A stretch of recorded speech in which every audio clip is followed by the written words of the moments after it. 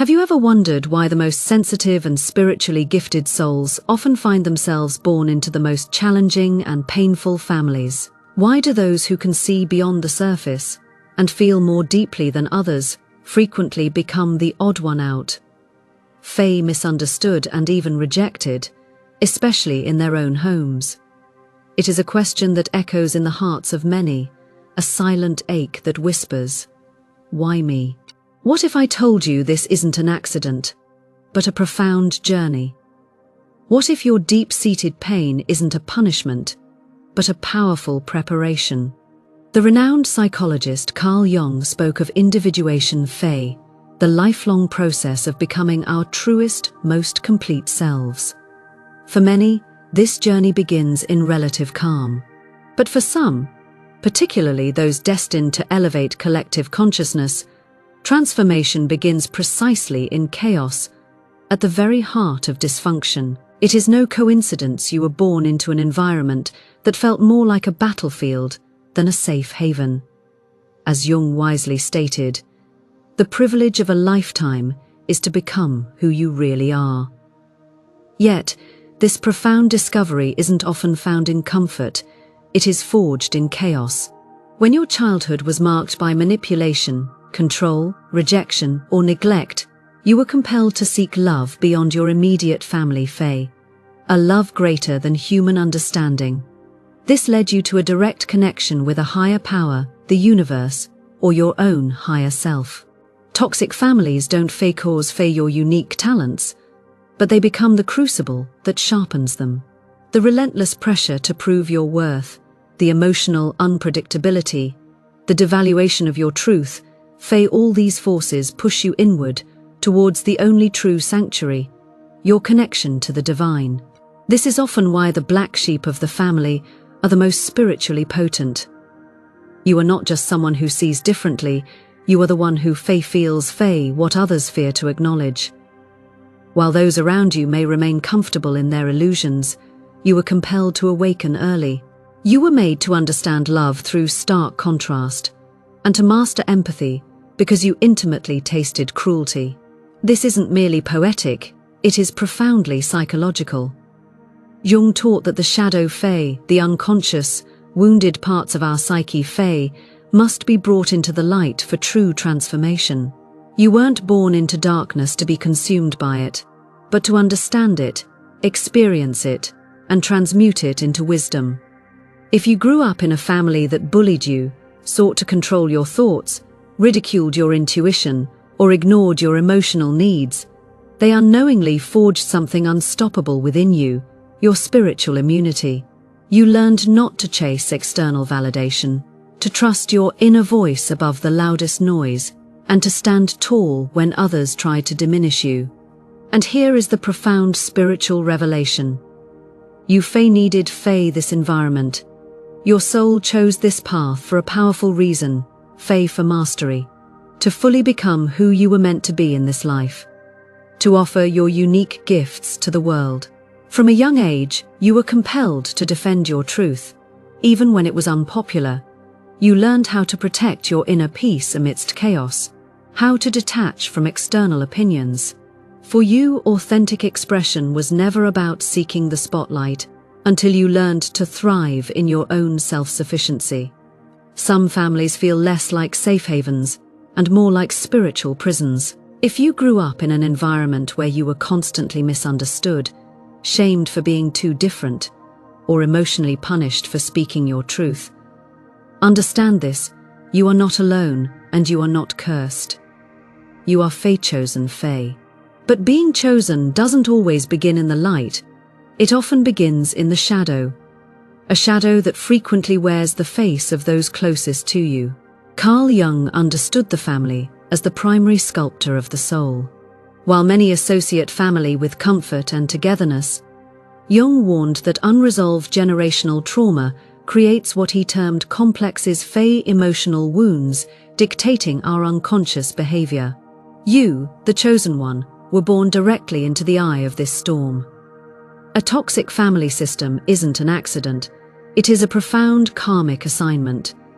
You incarnated into an environment designed to test every fiber of your being, not to destroy you, but to awaken you. When love was transactional, emotions devalued, and your authentic self punished, you were inadvertently catapulted into early spiritual consciousness. Not because you were weak, but because your soul declared, "I am ready." Ready to remember your inherent worth without applause, to find inner security without external validation, and to release ancestral patterns so deeply embedded they had become invisible in your lineage. Jung believed wholeness demands confronting the shadow fae, the rejected parts of ourselves and society. You were born into a family where the shadow held sway. This wasn't a mistake. It was your assignment. Every toxic family typically has a scapegoat fae, someone who refuses to conform, who questions everything, often labeled dramatic, selfish, crazy, or difficult. This person is almost always the most spiritually advanced in the room. You weren't born to perpetuate dysfunction, you were born to dismantle it. This dismantling isn't always loud. It manifests as a quiet refusal to betray yourself, even if it costs you connection. It looks like crying alone after being gaslighted, yet still choosing to trust your intuition. It looks like healing wounds you shouldn't have to carry, ensuring they end with you. Being the odd one out is undoubtedly painful, but it is also profoundly sacred. To step outside the system is to see it clearly, and only those with such clarity can truly begin to change it. Toxic families don't just ignore your emotional needs. They subtly teach you to neglect yourself. They mold you into prescribed roles, fae the caretaker, the provider, the invisible fae rewarding you for betraying your truth and punishing you for expressing it. But beneath the surface, a sacred alchemy is at work. Each time you were unloved for your truth, you learned to value authenticity over external approval. Every instance control masqueraded as protection, you reclaimed your sovereignty. Every moment you were denied gentleness, you became the generator of your own. This isn't meant to glorify suffering, but to honor its profound spiritual function. These wounds didn't break you, they awakened you. They steered you away from conditional love and propelled you towards an unconditional union, with Source Fae, a connection far deeper than this world has ever shown you. The truth is this: your family was your first spiritual battlefield. And just as warriors don't train in peaceful meadows, your soul didn't choose to incarnate where things were easy. You chose intensity, distortion, and mirrors that would show you who you are, fae not fae, so you could precisely remember who you fae are fae. You are love, not control. You are truth, not gaslighting. You are connection, not guilt. This is your sacred initiation. While others may inherit and repeat the family script, you are the one who declared, "It ends with me." This is both the price and the profound privilege of being chosen. Now, let's talk about what happens when your light truly begins to break through the illusion.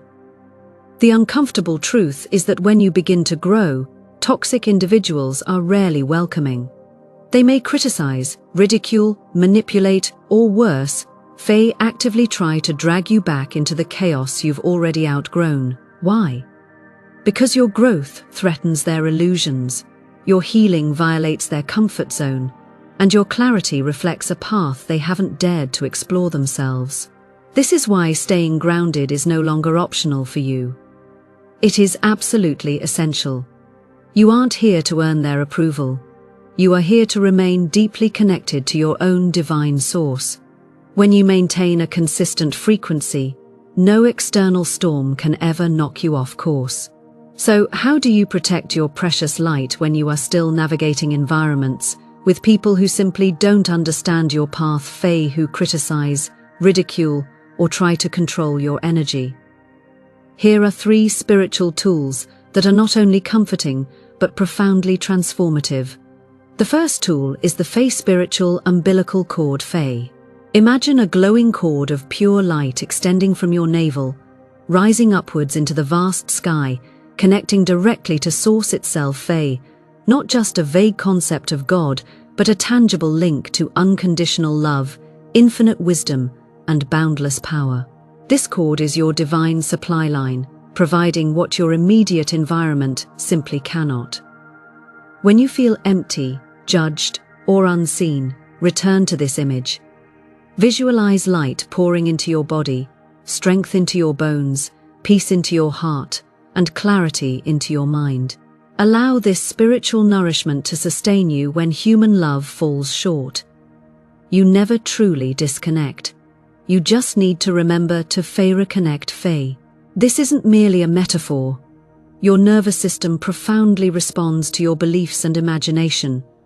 When you truly believe something greater is supporting you, your body literally calms and re-regulates. That is the astonishing power of staying spiritually connected. The second tool is simple, yet life-saving. Stop taking their projections personally. Toxic environments often echo the same refrains. You are too much. You are not enough. You are selfish. You've changed. None of this is real. What they say is a direct reflection of what they refuse to face within themselves. Fei Zheng's concept of the shadow, the disowned parts of their own psyche projected onto others. When they accuse you of being difficult, manipulative, or dramatic, it reveals more about their inner chaos than it does your truth. So practice this.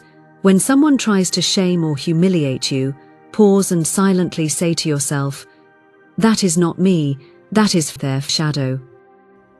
This doesn't mean you are perfect, but it means you refuse to carry guilt that isn't yours. That is sovereignty. And you know what? When you stop absorbing their shame, it has nowhere to stick. It simply bounces off. You become immune. Here is the third tool, and it can be the hardest, especially if you are still living under the same roof as those who hurt you. For you don't have to grant constant access to someone who dims your light. Distance is not disrespect. Boundaries are not betrayal. You are allowed to love someone deeply and protect your own sacred world. You are allowed to care and still say no. You are allowed to grieve the family you wished you had, while simultaneously building the life you truly deserve. If you can lovingly walk away from a toxic dynamic, do so without guilt. But if you can't walk away yet, actively create pockets of spiritual safety.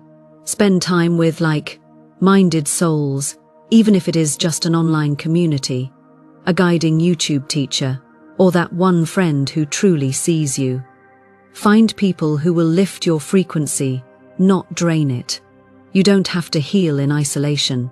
The more time you spend with people who reflect your soul, not your wounds, the faster your light will stabilize.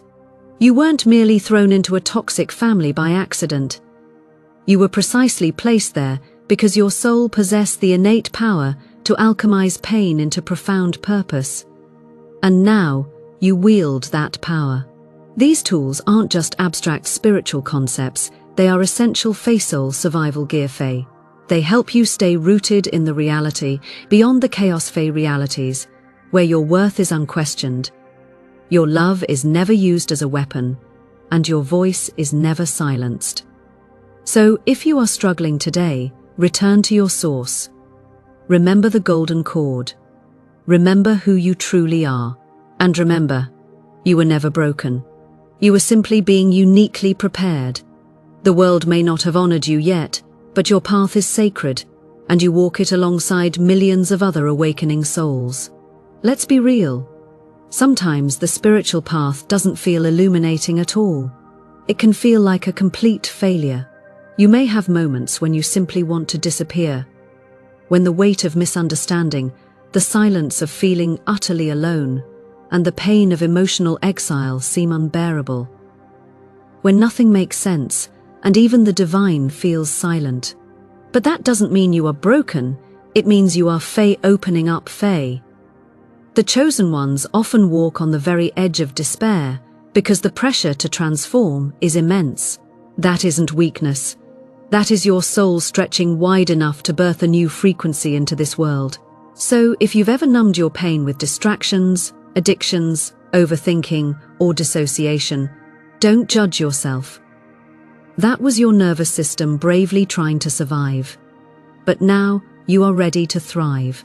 You cannot give up, Fae, not because you owe it to anyone else, but because your presence here is an invaluable gift. Your existence right now, at this pivotal time, is no accident. You are part of a global wave of souls awakening to higher consciousness, and your pain was never meaningless. It was purposeful preparation. You are not merely healing, you are Fae-evolving Fae. This planet is undergoing a monumental shift. Old systems are crumbling, new paradigms are emerging, and the chosen ones are the very blueprints for what comes next. You carry within you the profound empathy, the visionary insight, the spiritual stamina, and the raw humanity that will help guide others through their own darkness. But to do so, you must first navigate your own. Once you break through the illusion, once you stop seeking love from those who never learned to give it, your gifts begin to blossom. Clarity arises, Fae suddenly faithful Fae truth in your body, without needing to overanalyze it.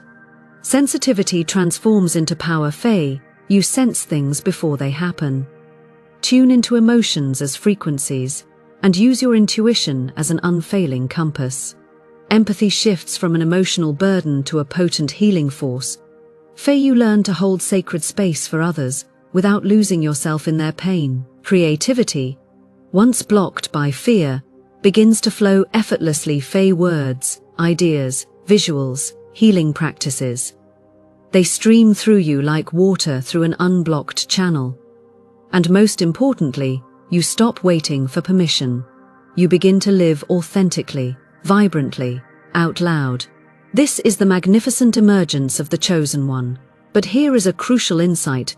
When you've been in survival mode for so long, pain can ironically begin to feel familiar, even safe. Depression whispers, stay small, stay hidden.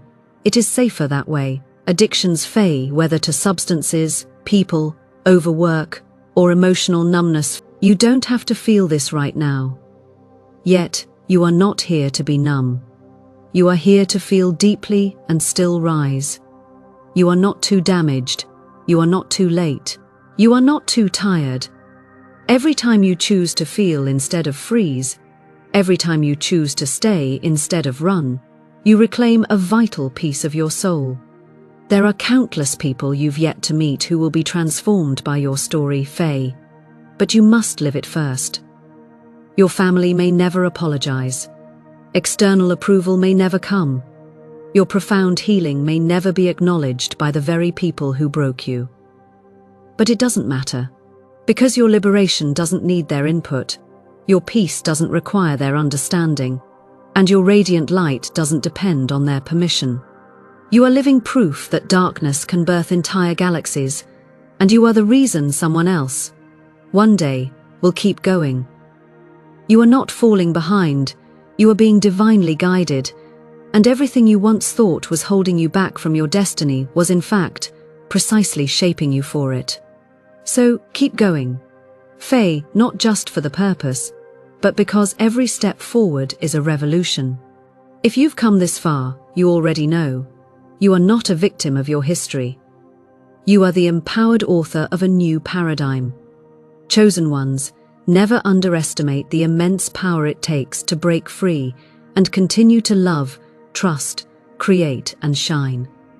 This power is truly divine. So when the world seems cold, remember to return to the source. Tap into that golden cord of boundless love and let it fill you again.